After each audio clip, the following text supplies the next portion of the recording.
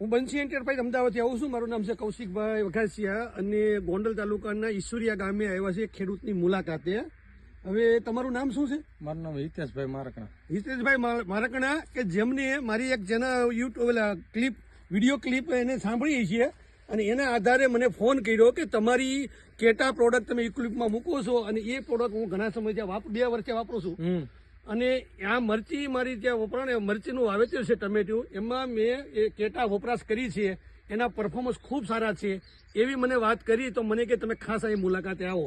તો હિતેશભાઈ, હું તો એક આશ્ચર્ય થઈ ગયો કે મરચી તમારી જે ઊભી છે 2024ના વર્ષમાં આજે મરચીની ખેતી કરતા ખેડૂતો ખૂબ નિરાશ છે.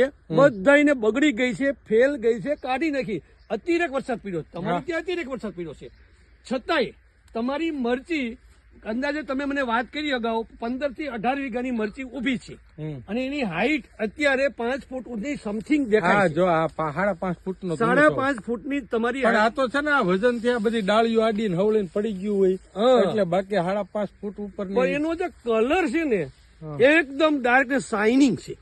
મરચાની શાઇનિંગ તો 100% આવી છે, એ નો ડાઉટ, કોઈ ના કહી શકે. પણ મારે એક પૂછવું છે તમને કે આ મરચીનું લીલું મરચું તમે ઉતાર્યું છે ને? હા, 9 વીણી ઉતરી. 9 વીણી. તો તમે અંદાજીશ એ તમારું ઉત્પાદન ટોટલી કેટલા પૈસાની ગણતરી કરો તો કેટલું ઉત્પાદન આવ્યું? મારું અત્યારે 31 લાખ ઉપર હેલું જાય છે વેચાણ. 31 લાખ રૂપિયા વેચાણ. હા, લીલા મરચાનું. લીલા એટલે એવરેજ 2 લાખ કરતા સમથિંગ મરચું ઉતરી ગયું છે. તો આજે તો આપણે 12મા મહિનાની 25-26 તારીખે ઉભા છીએ. પણ આને ચાલુ રાખવી છે. હું થોડોક હેરાન પરેશાન ઈ છું કે આ કુકડ વહી જાય ને તો આને મારે હજી 3 મહિના ચાલુ રાખવી. જે અત્યાર સુધીમાં કમાણો છો ને ઈ પૈસા મને 2 મહિના મળે.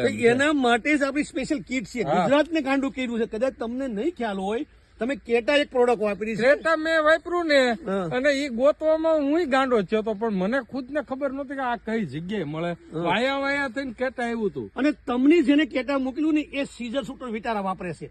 આખું ગુજરાત ગાંડું સીઝર શૂટર વિટારા આ મરચીની સ્પેશિયલ કીટ મૂકી છે એને ઉત્પાદન વધારવા માટે.